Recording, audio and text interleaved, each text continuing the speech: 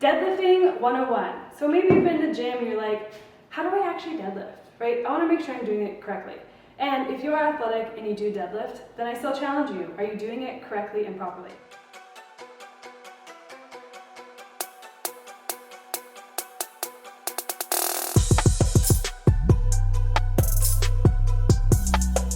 I take this through people who are learning how to move and my Olympic athletes I've worked with, and it challenges them. So here's what you're gonna do.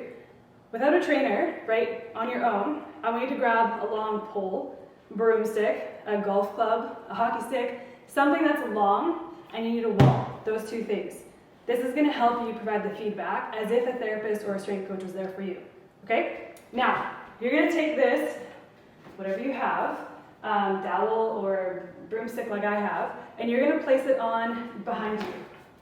So make sure we can just see that.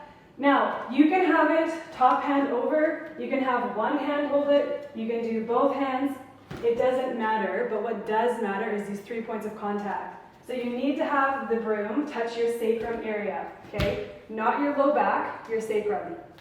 You need the apparatus to touch your upper back. So between your shoulder blades, needs to be touching. And then your head. What this does is it puts us into a nice neutral position, right? So if I start going through the movement and my head wants to cheat and go forward, you're gonna know right away. If I'm rounding my upper back, you're gonna lose contact. If I'm arching my back, it's gonna pop off my sacrum.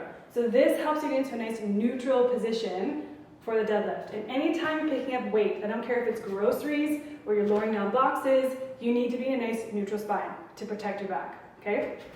So, you know, 3 points of contact, boom, between the shoulder blades and the head. Nice long head, chin's tucked. I should look pretty neutral. I shouldn't be arching or ribs up or head forward.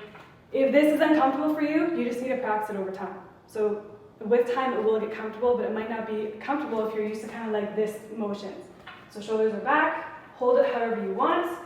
Step 2 is finding a wall, right? So find a wall. You might need to adjust this up a little bit higher so it doesn't hit the wall, but you still have 3 points of contact. From there, the deadlift is a hinge position. So I want you to imagine, keep your legs straight, as if the door opens up, like on a hinge, your hips do the same thing, okay? My hips go back in a hinge, they don't go down. Down is a squat, hips back is a hinge.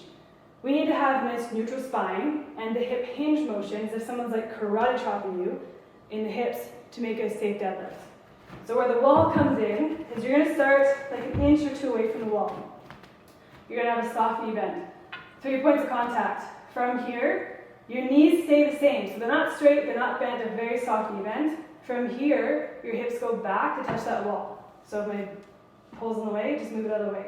Touch the wall, and then come back. Once I feel comfortable doing this motion, you might be like, this is silly. Just step forward a little bit, an inch. Same thing, soft knee bend, points of contact, brace core, hips back, touch, come forward.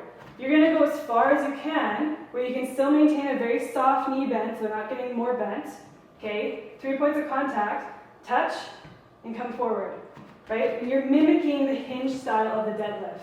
Now we're not going through, that's too far, we're not going through the whole step of a deadlift, we're just teaching the main hinging and the neutral spine. So then, once you get good, take the pole away. Put it down. Now you should have this body awareness memorized, or you should have good proprioception, where your chin's tucked, neutral spine, shoulders back, ribs down, core brace, and you can now hinge back to the wall without the dowel, right? You're just going to keep working on this movement. And then eventually, guess what? You're going to add weights. You might have a barbell, you might have dumbbells, you might have a band. But mastering first the neutral spine and the hinging motion at the top is the most important to set yourself up for success, safety for your back, prevent injuries, and get really strong.